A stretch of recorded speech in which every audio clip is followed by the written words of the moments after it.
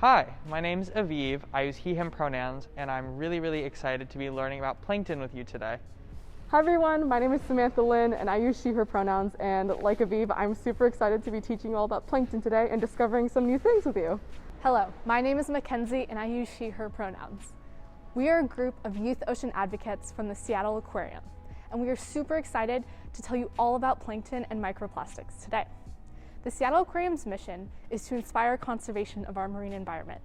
And today, we hope to inspire conservation within all of you, specifically on how we can protect our oceans to create a better future for everyone. Today, we're going to learn all about plankton and what plankton does to help protect us as humans and the entire marine environment. So let's head over and learn about plankton from Aviv.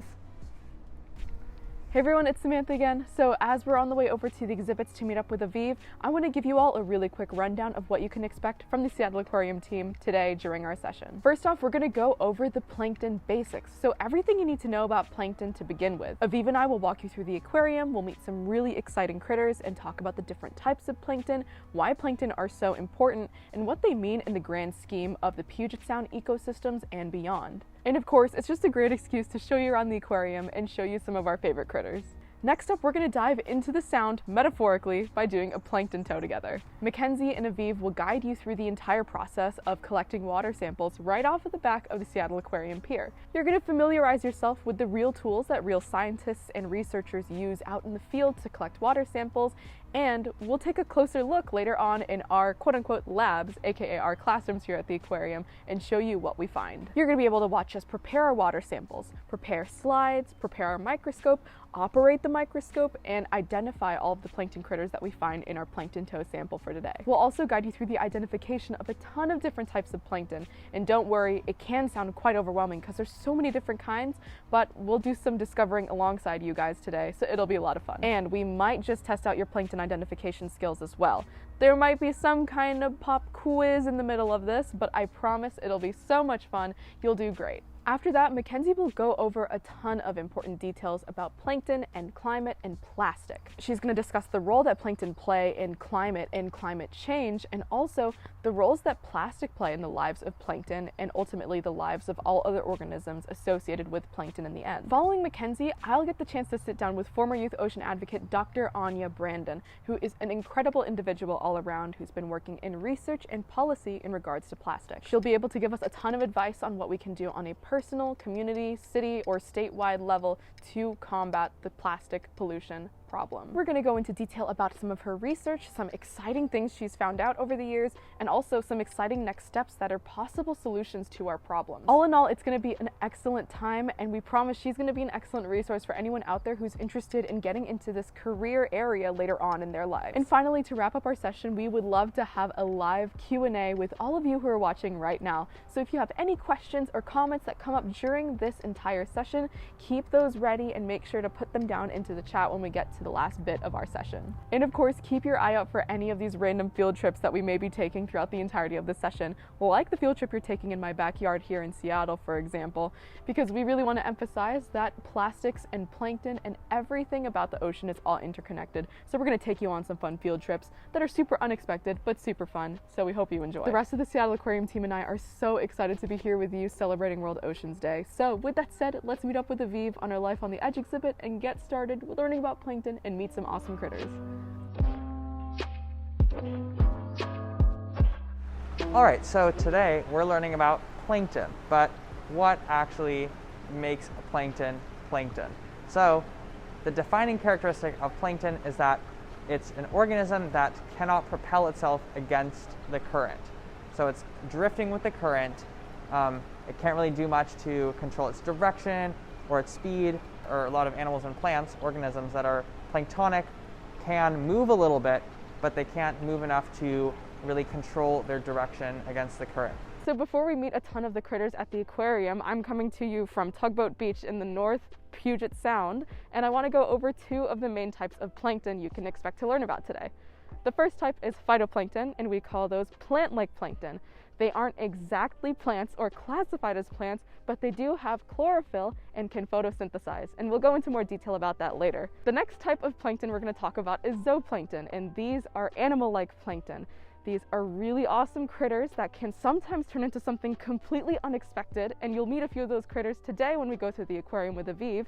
And yeah, they're really awesome, and you'll get to see what they turn into one day and what we classify as zooplankton and what that means for the ecosystems of the Puget Sound and beyond. So here we have some organisms that had a stage in which they were planktonic when they were larvae and they were floating with the current, and then they grew up, settled down, and attached themselves to something. Now they're not planktonic because they are not drifting freely with the current. And so there's a term for that, which is meroplankton. So that means an organism which has part of its life cycle as plankton and part of its life cycle as not plankton. So for example, these sea stars here, which are very beautiful, and also we've got some green sea urchins over here, some plumose anemones, we've got some bivalves, I think some scallops. These are all organisms which started out as plankton when they were really young, so they're called meroplankton. And if we take a trip over here, we've got some other organisms, and we like to call this exhibit here our jelly donut because we have some beautiful jellyfish in here. And these are moon jellies, which are the most common species of jelly in our local waters. And they are really beautiful, as you can see. And you can see them kind of pulsating, and they've got these tentacles that they use to sting and grab food, like small fish. You can see they're all sort of moving in the same direction. And you might be thinking, why is that? Can't they swim wherever they want to? Well, these are actually plankton. So when you think of plankton, you might think of really teeny tiny microscopic organisms, which is true for a lot of plankton, but there are also plenty of organisms like these and organisms that are even way bigger that we can talk about later that are also planktonic. So they've got movement, but not quite enough to move themselves against the current. So they're all drifting with the current. They're all planktonic, and we have a term for organisms that spend their whole life cycles as plankton, and that's holoplankton, as opposed to meroplankton. So these jellies right here are holoplankton. They spend their entire lives as plankton, unable to control their movement against the current. All right, so here we've got a nice up-close look at some of our meroplankton, which are organisms that started out as plankton and now they are not plankton. So we've got some red, purple, and green sea urchins spread throughout our exhibit here. And those are an example of organisms that, when they were larvae, drifted with the current freely until they developed enough to attach themselves to a surface once they were fully developed. And now they're able to move along rocks and kelp and other surfaces. So they're no longer plankton because they're no longer drifting with that current. And one fun thing we like to do with our urchins is get urchin hugs. If you stick your finger gently between their spines, don't worry, these ones are not venomous. They'll give you a little hug because they think, you know, maybe you're some food or something that's come their way. But don't worry, it doesn't hurt. I'll just do a little demo here. And so you can see its spines closing around my finger, give me a little hug. They're not too sharp. And it's also, if you look closely, got some really cool tube feet that are probably reaching out to sort of check out my finger, see what it is, see if it's some kelp, some food or something. So those are really cool tools that they have. So now I'm gonna end that little urchin hug. And also in this exhibit, we have lots and lots of beautiful sea anemones. And these are also organisms that started out as larvae, and they were drifting through the water as plankton, and then they settled down, and they're what's called sessile. They're attached to one spot for the most part. There is a swimming anemone that looks really funny when it swims, and in emergencies they might be able to detach, but really they're kind of settled down for life in one spot. So that is pretty much the opposite of plankton. They're nice and settled down, and these organisms have stinging cells, and so if you touch them, they'll actually sting your finger. But human skin is pretty thick for the stinging cells that they have, so it doesn't sting. it just sort of feels like they're sticking onto you. So I can demonstrate that here. So you can see its tentacles really grabbing onto me, grabbing my finger, maybe even trying to bring it towards the center, its mouth. But I'm not going to let this anemone eat me today. I'm going to gently remove my finger. And that's a fun little thing we like to do with some of our Meroplankton organisms here at the aquarium. So I'm sitting here next to Licorice, who is our beautiful giant Pacific octopus here at the aquarium right now. And you might be wondering, well, Licorice doesn't really look like she's plankton at all. She's pretty stuck on there, as you can see, with these amazing, amazing arms of hers. But believe it or not, when octopuses hatch from their tiny little eggs, there can be thousands of eggs in one bunch. When they hatch out of their eggs, they're planktonic. They're not yet big, developed, strong enough to swim around where they want to go or walk around where they want to go. So they drift with the current, and they slowly grow over a few weeks. They spend a few weeks in their planktonic stage until they get large enough to swim where they want to go and walk where they want to go, attach themselves to different surfaces. Licorice here is now pretty big, pretty far removed from her planktonic stage, and giant Pacific octopuses can live for about 5 years, which is a surprisingly short lifespan. And they're actually the biggest species of octopus in the world. So Licorice is really cool. We're really glad to have her here to help us out with our plankton education. And yeah, thank you, Licorice. All right, so here we have some smaller tanks with some hermit crabs in there. There's a few back here, and we also have a really, really, really, really cool molt of a Puget Sound king crab. It's got this really cool structure. And the reason why we're over here with the crabs is because crabs are another organism that are considered meroplankton. They start out as planktonic larvae, and they float around for a little while with the current, grow bigger, and then the ones that are lucky enough not to get eaten by something else settle down and start their lives as adult crabs. And that brings us to a really important point about plankton. Plankton are the base of the food chain in the ocean. If an organism isn't plankton and it doesn't eat plankton, then it definitely eats something that eats plankton, or eats something that eats something that eats plankton. So plankton are everywhere. They're consumed by many, many different species, and plankton definitely consume each other. So plankton are really the base of the marine food pyramid.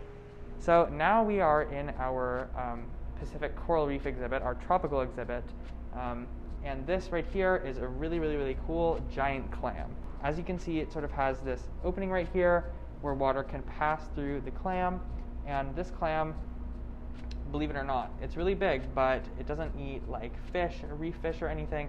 It filter feeds on plankton that it filters through its body, and then it has body parts that are able to filter out what it wants to eat, and then it digests that. So it's just one of many organisms that filter feed on plankton. And another one is coral. So many corals filter plankton out of the water, mostly at night. So the polyps come out and they grab plankton and digest it and eat it. And one interesting fact about coral is that if it's suffering from a bleaching event, they can sometimes stress eat, and they'll eat a lot more plankton. So that's an interesting fact, but also reminds us why we need to protect our oceans. All right, so we are here in our Pacific coral reef exhibit, and we have an adorable little day octopus taking a rest right here on this coral structure. And much like the giant Pacific octopus, you might notice that this little day octopus is a bit smaller than Licorice back over there, but they are very similar in that they both start out as tiny, tiny, tiny octopuses floating through the water. So they're plankton, meroplankton, and then they settle down if they're one of the lucky few that does not get eaten in their planktonic stage by another organism.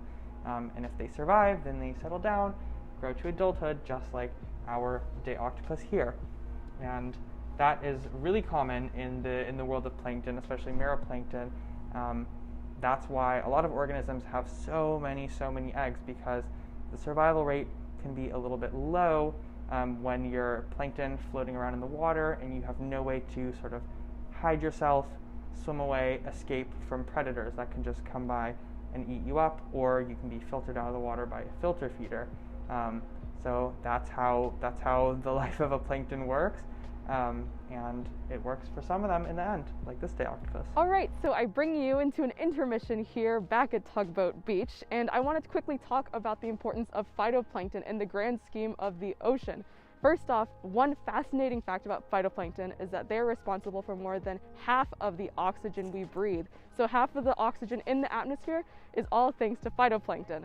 Next thing I want to address is the smell of the ocean. So right here, I'm on the beach, and if you take a nice deep breath, there's a really distinct smell of the ocean that no one can really put a pin on. It's almost like a veggie smell. I would probably describe it as that. It smells like broccoli sometimes, but really that smell is distinctly from phytoplankton as well, from something called DMSP, which stands for a very, very long chemical compound, which we'll try to pronounce right now.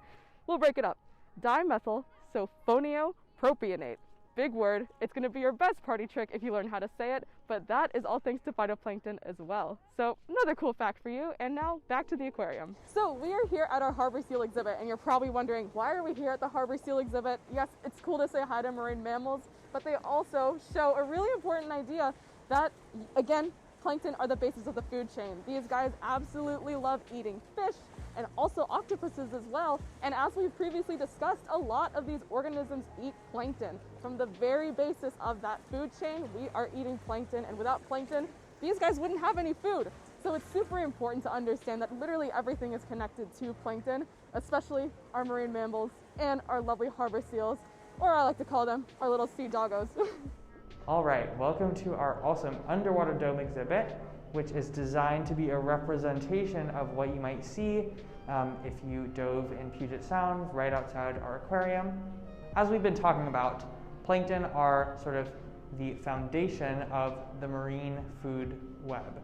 All over the world, the ocean, everything relies on plankton. There's phytoplankton. They're found in different concentrations in different places. Their concentrations can change depending on the season, the weather, the conditions, all sorts of things like that, but they're always there. They are really important because they're what's called primary producers, so they don't eat any prey for energy. They, like almost all other plants, create their own food, their own energy from the sun's energy through photosynthesis. And so they are plants just like on land, just like trees, just like bushes, just like flowers, except they are in the ocean. And they have the same chemical process of photosynthesis, which creates glucose for them to digest as energy, as chemical energy. And they also, like plants on land, like trees, give off oxygen in that process. And that's really important because they produce a lot of oxygen for our atmosphere. Also, phytoplankton are really important as primary producers because lots and lots and lots of marine organisms prey on them.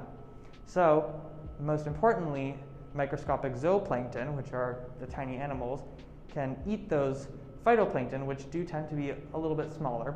And then, in turn, those zooplankton can be eaten by a larger zooplankton, or filter-feeding animals like clams, or even some species of salmon. For example, sockeye salmon filter feed on plankton, especially like krill and also some small shrimp.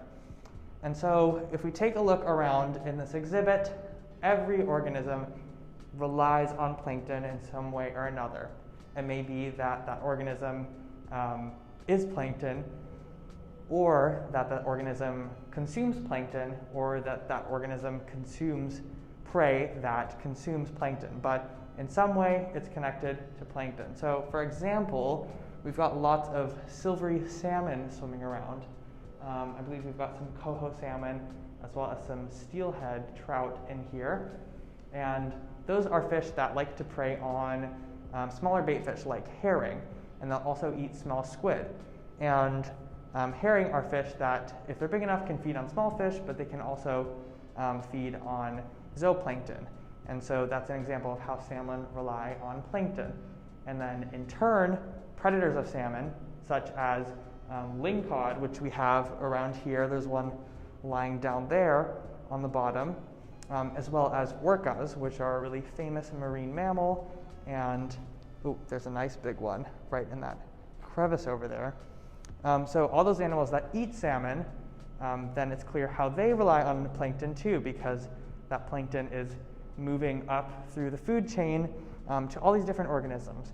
And that also applies to these rockfish, which can also prey on herring and small squid. There are many, many organisms in here that are that rely on plankton in some way, either as prey directly or indirectly through the food web.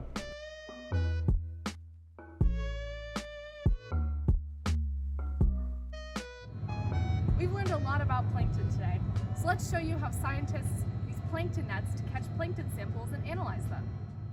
This is the net itself. We have a net ring and a rope to attach it to a railing so you don't lose it. This is the cod end. You attach it to the plankton net using these clamps, and you want to make sure you clamp it really tightly. Otherwise, it might fall off and you won't get your sample and also lose a pretty expensive piece of equipment.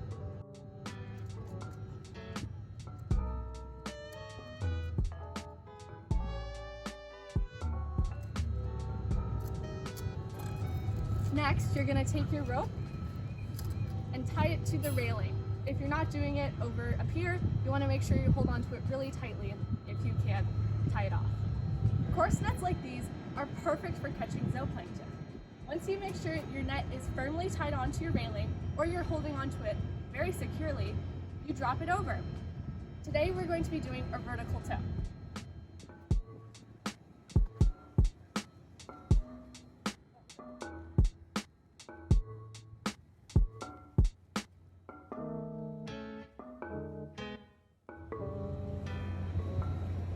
You want to make sure an air bubble doesn't form at the top, otherwise you won't be able to get anything.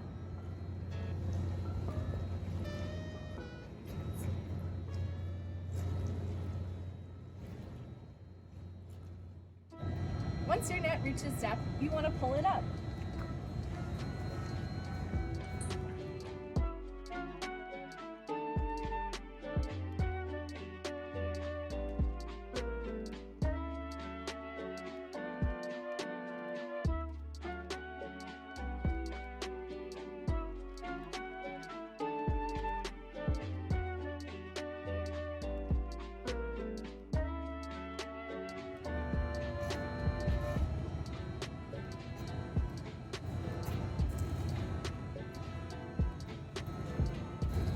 Instead of lowering it down, you can also throw it.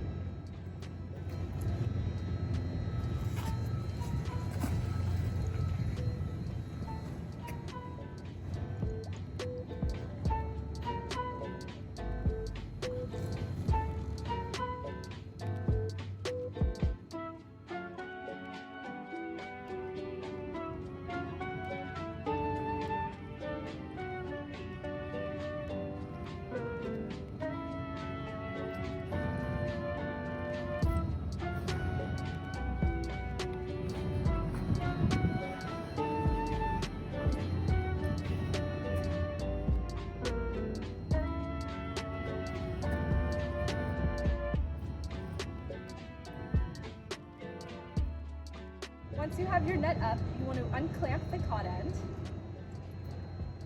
And be careful, there will be water spilling. Unscrew it. And then take your sample and pour it into a container, making sure to get as much water in as possible. It may not look like much, but once we get this under the microscope, there's going to be a lot of fun things for us to look at.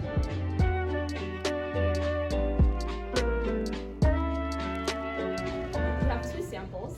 This one is from the coarse net, and this one is from the fine net. Now let's head over to the microscope and see what we can find in these samples. So right now we are preparing a slide from the fine net, and we are going to put it under the microscope to see what we can find.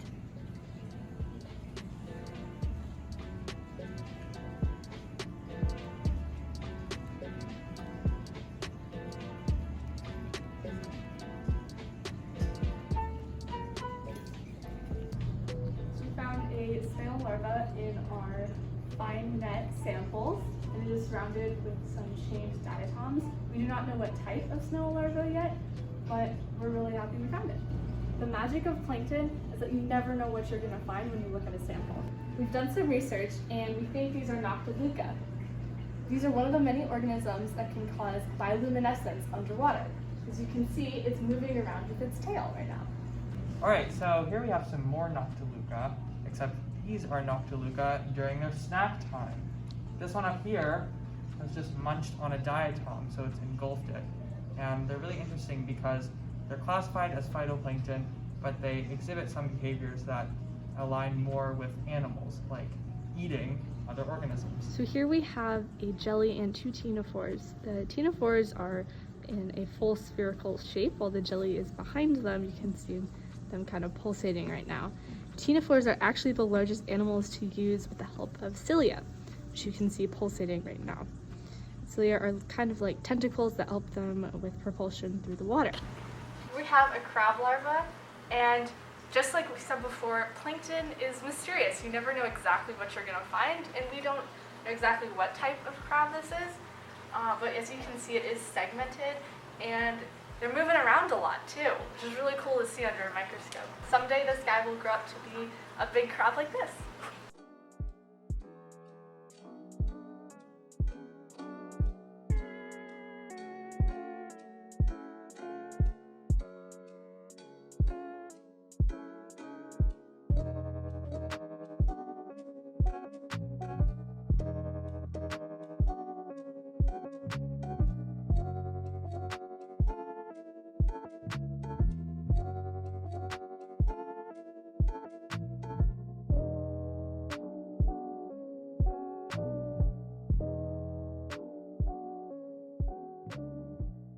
This is a siphonophore, and they reproduce asexually through a budding process, where one will kind of bud off from the other one, creating two siphonophores.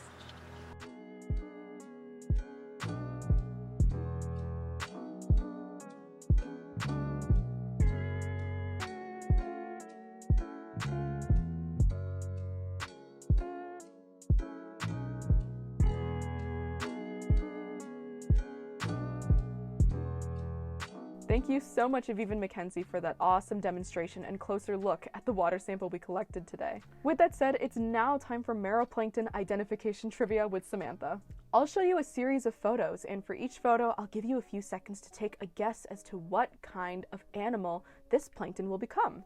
As a reminder, meroplankton are organisms that only spend a portion of their life as plankton and develop into something else when they hit their adult stage. With that said, let's get started with our very first photo. So, who's this? Drum roll for the first photo, please. It is a sea urchin. Although they might not have spines right now, those tube feet are a huge hint as to what kind of organism it is. Sea urchins are part of the echinoderm family, which all have tube feet. So knowing that you can see those tube feet during its planktonic stage is a huge hint that it's maybe an echinoderm of some kind. Next up is this photo. Who do you think this will turn into one day? Something about this photo seems familiar. And it's a sea cucumber. You may notice its slightly elongated shape, but one huge hint again are those tube feet. Sea cucumbers, like the sea urchins that we just saw recently, have tube feet because they're part of the echinoderm family. It's really cool to see that these echinoderms start off as teeny tiny plankton at the very beginning of their lives. All right, next up is this photo. What do you think this is?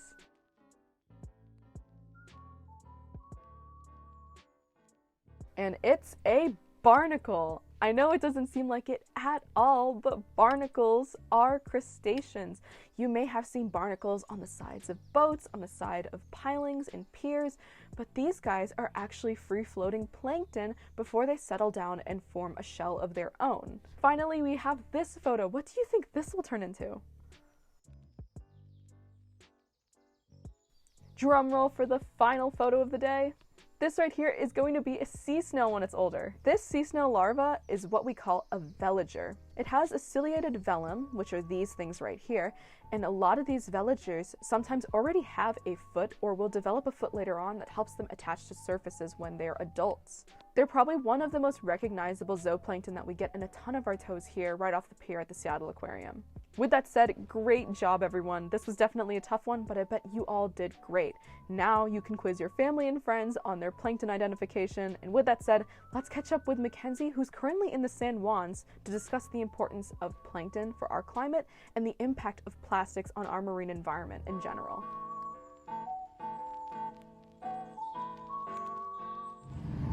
When people think of the ocean, they often think about what they can see. The endless blue waves, whales, fish, some invertebrates, but there is so much more to our oceans than what meets our eyes. Plankton are some of the most important members of the marine life ecosystem, and we can't even see them. Without plankton running things behind the scenes, both human and animal lives would be endangered. Phytoplankton produces oxygen through photosynthesis. They take in sunlight and CO2 and produce oxygen. They literally take in the bad and expel the good.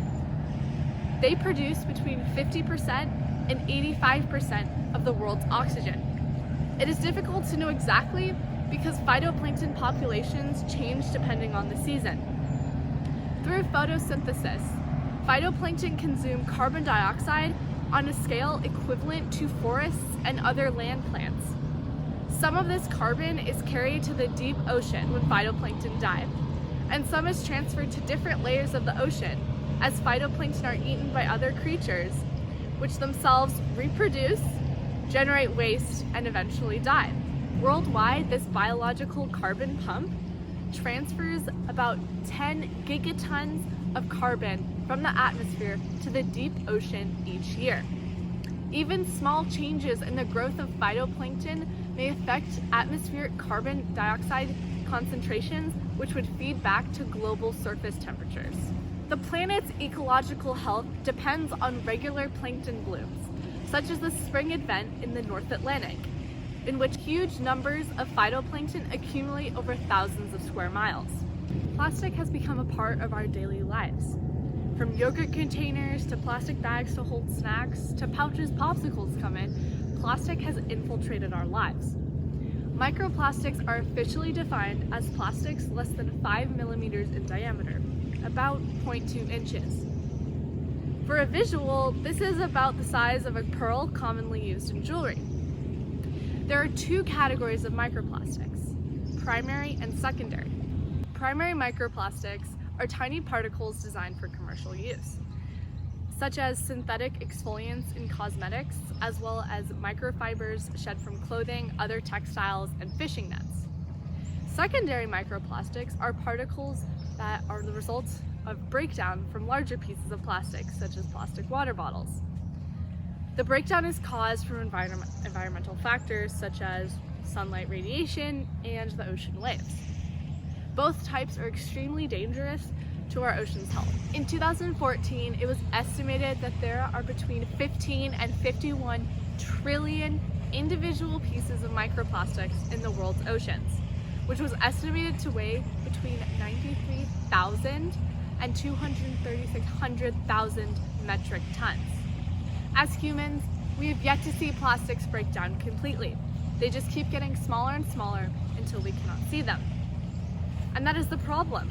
Once we can't see something, we often don't think it's there, as we've learned with plankton. When you walk along the beach, you see some plastic and you pick it up. But that's really hard to do with microplastics because they're so small and oftentimes microscopic. It is really important to dispose of things properly so that they do not become microplastics and cause even larger issues in our oceans. Microplastics have been found in animals from plankton to whales and are completely damaging the ocean food chain. But what can we do? How do we stop the epidemic of plastic particles in our oceans? Reducing plastic consumption is extremely important. Opting for reusable plastic alternatives, such as packaging and products that are reusable, like water bottles, reusable straws, non-reusable cutlery that's not plastic. Anything to reduce plastic consumption is extremely important. Advocating for more plastic bans and climate bills that protect everything around us, our forests, our oceans, our air, is very important to stopping climate change. Education is by far the most important tactic. We have the chance to reduce more plastic in our oceans, but we have to educate people on its importance. The importance of recycling, the importance on using reusable products, and the importance of keeping our oceans clean. These are microbeads. Microbeads are commonly found in personal care products like shampoos, soaps, and other hygiene items. Microbeads are microplastics that make their way into our oceans in various ways, for example, through drains. Microplastics are extremely harmful to our marine environment as they look very similar to plankton, and fish eat plankton, as we've learned today, as well as other various marine organisms. And when organisms eat plastic, it can severely damage their internal systems and sometimes lead to death. Humans also eat a lot of seafood.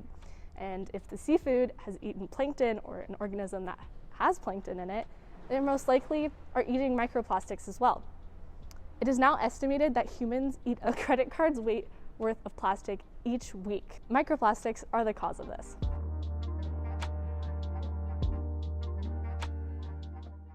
So hi everyone, we have now reached our really exciting interview portion with our friend here, Dr. Anja Brandon, who is a former youth ocean advocate from the Seattle Aquarium. So it's really exciting we get a chance to sit down with someone who was quite literally in our shoes today.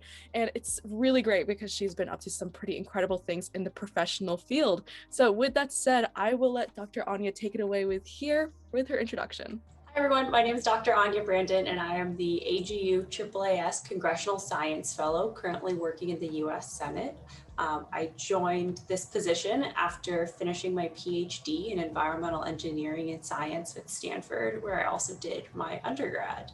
And I was a youth ocean advocate at the Seattle Aquarium in 2008 to 2012. So great to hear about where you are now, and it's really exciting that you're working with the US Senate, which is pretty big leagues, I will say that. Now, first off, I'd love to know, how did you kind of settle into this field specifically? Great question. Most of my journey really started back in Seattle, where I grew up, and quite literally started at the Seattle Aquarium. My fifth grade class took a field trip to the Seattle Aquarium, and we got to spend a little time learning about all the animals. And it was really the first time that I had kind of this light bulb go off, seeing things beneath the surface and how cool and different and just unique the ecosystems are and how they're right outside. And then you go outside the aquarium, you look down over the pier and you can't see anything. It's this like hidden gem, hidden mystery. I absolutely fell in love with the ocean and everything about it, and waited somewhat impatiently until I was finally old enough to come back and volunteer at the aquarium starting in my freshman year in high school. And just got more and more passionate about it, loved everything I was learning, loved getting to teach and educate other people about it. And you can't really learn about the ocean, especially in a place like Puget Sound, without learning about all the problems facing the ocean. Puget Sound is this great little microcosm of all of the difficulties that are facing our oceans writ large, whether it's ocean acidification from climate change to plastic pollution. And the one that really stuck with me was this issue of plastics. I just remember every morning I would park my car and walk down to the aquarium, and you walk along the pier and there's always a bottle, a bag, a something as you're walking along the pier. And I would always pop my head over hoping to see a jellyfish or a sea star, and instead you see all of this plastic. And it just really stuck with me. And so I decided, I wanted to do something about that. Took that with me to undergrad, decided to focus more on engineering. Could I help solve this problem with technology? What could we do to address this? And so for my grad school, I was looking at ways we could break down plastic waste to actually get rid of some of this plastic. So I studied plastic degrading bacteria that were found inside the gut of this insect called mealworms. We learned that these insects, because of all the gut or the bacteria in their gut, could actually eat and break down different types of plastics, like a styrofoam cup or polyethylene bag.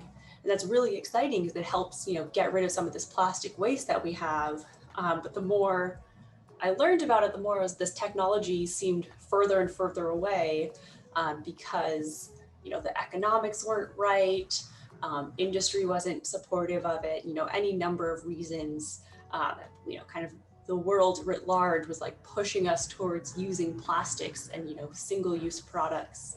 So I decided to, after grad school, take a step back and see if I could go big picture, figure out, what are the regulations, what are these general forces around us that are pushing us to these single-use items, and how can we break up that cycle? So that took me to the world of science policy. That's sweet, especially that discovery that like science policy, it really opens people's eyes as to what's really fueling a lot of the systems that we have to somewhat subscribe to on a day-to-day basis, especially with plastic usage. And I think that's something that a lot of people out there, especially anyone who's watching this interview right now, I know Seattle youth were quite active when it comes to, climate and also just climate justice and whatnot, and really how we can dismantle a lot of systems that make us subscribe to a certain use of something that may be degrading the world rather than making it better. So I think it's a lovely story that you mentioned, just like that pathway of discovery. Mackenzie went over a lot of the ideas behind plastics and kind of what you can see versus what you can't see. And I'd love to know a little bit more about your research, Dr. Anja. So is there anything that has been quite exciting about the research that you've been doing? Something that kind of gives you a spark of hope for possibly a solution to how we can combat plastics in general, or any big threats that you think are really facing our world today? I think the first one is that really hit me, and it's hit me a lot actually in my current position rather than in my research, is just how interconnected all of these issues are. My very first research experience as an undergrad was studying copepods, so studying a type of plankton that are often an indicator for climate change. You can see, the deterioration of their shell from ocean acidification. And, I don't think it was until, much later, in my current position, and, within the last few years, that I really made the connection that plastics are directly fueling climate change. Plastics are just another product of fossil fuels. And the more dependent we are on plastics, the more dependent we are on fossil fuels. So, whether we're talking about plastic pollution in our ocean or ocean acidification, it's really the same, two sides of the same coin of this, kind of existential threat we have of using up this, remarkably unsustainable resource. So that's one thing that's really stuck with me. Another piece that stuck with me more in your line of what you can see and what you can't see, just like we have these plankton that are all around in our ocean, hardly visible to the eye, if at all, sometimes under a microscope. We're surrounded by bacteria, good bacteria, bad bacteria, a lot right now. We all probably think about viruses in this pandemic. There's a whole microscopic world around us that's directly influencing how we interact with the world. And these bacteria they existed here before us and have a lot, they've evolved over this incredible lifetime to work in combination with the rest of our ecosystem. So just like we need the bacteria in our gut to, eat and digest, other ecosystems need their bacteria too. And what's so interesting to me is that through our human actions of extracting fossil fuel and making these plastics, these petrochemical plastics, we've kind of thrust this new thing out at the world, something that these bacteria who have been here and evolving for so long have never seen before. And it's now starting to catch up. So I think one thing that's really exciting is that we're starting to see biology naturally evolve, or, through research and engineering, kind of like synthetic biology or bioengineering, catch up so that we can use some of these natural ecosystems to help us combat this very human problem. So in my research, we found that there are these bacteria that were totally naturally present that could, under the right circumstances, degrade plastic. And it's because these bacteria are involved to eat other plastic-like things. So think of waxes that are naturally found, in trees, saps, things like that. And these bacteria, because they can handle one thing, sometimes fortuitously can handle this other, huge glaring problem we have. And so I think it's kind of been a general reminder to me, both appreciate all that's going on in the world that we can't see with our eyes, but also just how much we need to work in conjunction with the natural ecosystem rather than against it. What do you think are some really basic, simple steps that the youth out there can do either to combat this problem from their own homes or the way that they use things on a day-to-day basis? What are some really basic steps that the youth out there can take? Yeah, I think in addition to all of these cool solutions and technologies that are coming down the pike, hopefully, to help us address plastics, the number one best solution is simply reduction. So using less plastic. It's reduce, reuse, recycle at the very end. So we really have been focusing on recycling, which is a great end of life for some plastics, but we really need to be refocusing on reducing in the first place. And now there's all sorts of actions that we can individually take in our household. With what we buy, we're using the power of the purse to tell companies what we value and what we want to see. So when we buy biodegradable products or reusable products, even better, we're telling them, this is where our values line up. This is what we want to see you making. That being said, it's not all on the individual. It's not your fault that there are certain plastics we just can't get away from right now. And I think that's really where it's on companies and ultimately on policymakers to help those companies along to make better products that are recyclable, products that are reusable, products that don't have 2 to 5 layers of packaging. We're never going to get rid of all of the plastic that we have in the world, but we don't need to use it to excess like we currently do. We've gotten very hooked on all these single-use convenient products. And if we can use, through our voice and our advocacy, through our purchases, kind of influence companies and policymakers to say, hey, enough is enough. We actually want to see some systematic change here. I think we'll get there. That is lovely. And yeah, making that real change, especially from your point of view on the policy side of things, it is really trying to take a look at that bigger system and seeing what fuels it and possibly what people can do on various scales, not just individual, but all the way up to, the city, maybe the state, maybe even the country. It's really exciting stuff like that that gets things going. But yeah, Absolutely. With that said, I know a ton of people probably are really interested on how they can even get to this point where they can really dive into something they're really interested in, maybe do some research, or maybe even head in the direction that you're in right now and doing policy. Can you explain probably a couple of tips or suggestions you have for anyone out there who's watching who really wants to dive into this work one day? Maybe they're a high school student or middle school student possibly, or early career, undergrad. What do you think are some really big tips that you want to share with them? I think pursuing a career in science and engineering is going to be helpful no matter what. I'm incredibly biased, but I think that fundamental skill set of thinking critically and looking at how you can address problems is broadly useful, whether you want to keep going in science or go into education or research or policy. So I think, for everyone who's out there and interested, take a breadth of classes, explore, see what finds, what sparks passion in you, and then follow that. And even if that's not science, make sure you do a little bit of science education, because our world is so incredibly complicated. It's really helpful in this point of time to be able to think critically about issues, and I think science helps teach us that. I think the other thing I would say is that there's more than one way to use a science degree. I absolutely love getting my PhD and doing research and all of that, and decided I want to, don't want to stay and necessarily be a professor. I want to do something else with it. And all of those skills that you are taught as a scientist, whether it's in high school, in college, in grad school, are so directly relevant to other careers. We don't even think about it because we kind of, we're taught oh, you are a scientist. This is what you do. Reading scientific papers or exploring the field, that it just tells you that you're good at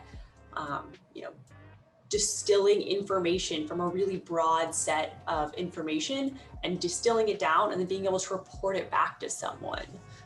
Whether you're teaching as a scientist or if you have to help undergrads or help, mentor high schoolers, that means that you can take all of your really advanced knowledge and translate it and give it to someone else in a way that they can then use and understand.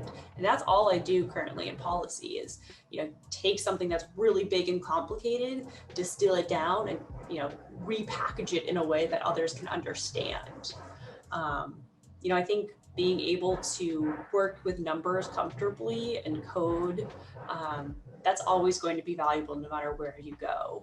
But I think really being able to think about these big skills that we get as a scientist, they're just so translatable to other fields, and we need more scientists in policy. We need more scientists to go on and be high school and middle school teachers. We need more scientists pretty much everywhere. Definitely think we need more scientists in journalism, in reporting and everything. So I think getting that broad education in science and then choosing what you want to use that for, that would be my best tip. Sweet. Yeah, I love that point about scientists almost having this toolbox, and those tools can be used on whatever project you may end up with. And I think it's a great idea to think about what that really means, what that translates to, and especially your point about, even education, being a high school or middle school teacher, that's going to impact someone's life in one way or another. You're probably going to have a student who's really interested in one topic, and you can kind of spark them on a journey where they can really discover what they're really into. So I love that point so much, Dr. Anja. But yeah, with that said, I do believe that wraps up our time with Dr. Anja here, but it was so lovely chatting with you, and I wish you the best of luck on the rest of your journey in policy and combating the whole problem of plastics in the world. But yes, it was lovely speaking with you, and we will see you all later. All right, bye-bye. Bye. Thank you for following along with us today as we've learned all about plankton and microplastics. Bye. Bye.